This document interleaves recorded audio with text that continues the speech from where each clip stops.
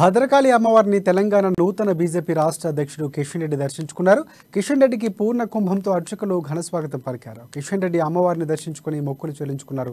ఈ సందర్భంగా ఆయన మాట్లాడుతూ 1000 స్తంభాల ఆలయంలో కళ్యాణ మండపం నిర్మాణం పనులు పూర్తి చేస్తామన్నారు. వరంగల్ కోటలో నూతన లైటింగ్ ఏర్పాటు చేస్తున్నామని చెప్పారు.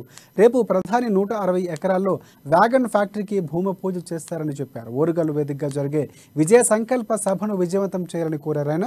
కాగా ప్రధాని నరేంద్ర మోదీ శనివారం భద్రకాళి అమ్మవారిని దర్శించుకున్నారు. ప్రధాని మోదీ పర్యటన దృష్ట్యా ఆలయం వద్ద భారీ బందోబస్తును ఏర్పాటు చేశారు.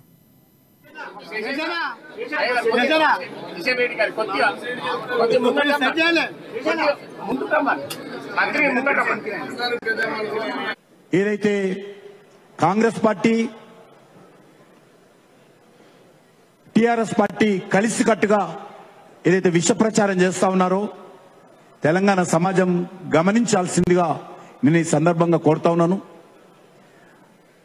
భారతీయ జనతా పార్టీ ఏ రోజు కూడా టిఆర్ఎస్ పార్టీతో కానీ ఇటు కాంగ్రెస్ పార్టీతో కానీ కలిసిన దాఖలాలు లేవు, భవిష్యత్తులో కూడా కలవము.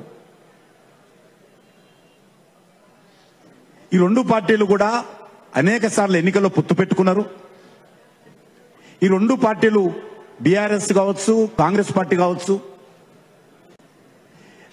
రాష్ట్రంలో కేంద్రంలో ఉన్నటువంటి ప్రభుత్వాలలో మంత్రి పదవులు పంచుకున్నారు, మంత్రి పదవులు ఎలగబెట్టారు. వీళ్ళు కలిసి పరిపాలన చేశారు. రెండు పార్టీలు ఎన్నికల పొత్తు తర్వాత టిఆర్ఎస్ తో గెలిచినటువంటి 18 మంది ఎమ్మెల్యేలలో 12 మంది ఎమ్మెల్యేలు ఈరోజు చేయి గుర్తు మీద గెలిచి